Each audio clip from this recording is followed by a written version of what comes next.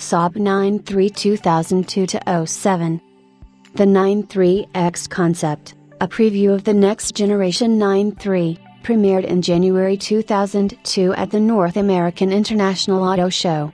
Originally, the 9-3 was due to debut with the Opel Vectra in October 2001, at the Frankfurt Motor Show, but in July 2001, it was announced that delays had forced General Motors to postpone the introduction. The new 9-3 was eventually launched in July 2002 for the 2003 model year.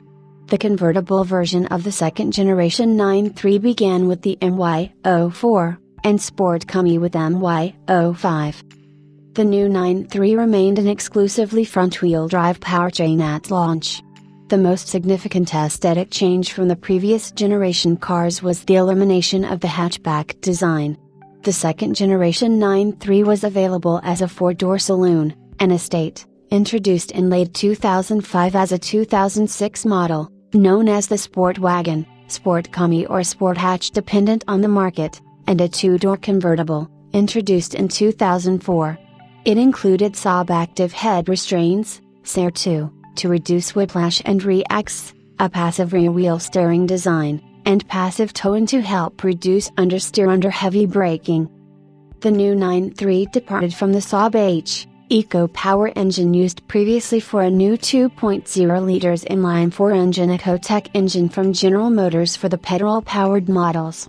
There are three different versions of the turbocharged inline-4, with the amount of turbo boost determining the power output: 1.8T, 112 kilowatts, 2.0 tons, 131 kilowatts, and 2.0T, 157 kilowatts. The engines were mated with a 5-speed manual transmission or a 5-speed Centronic, which is a traditional automatic, not to be confused with Saab's earlier Sensonic, which was a clutchless manual transmission that retained a conventional H-pattern shifter, but the clutch system was hydraulically actuated.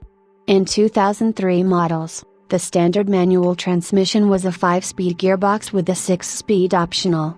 The 6-speed manual was standard on US 2.0T, Vector, models.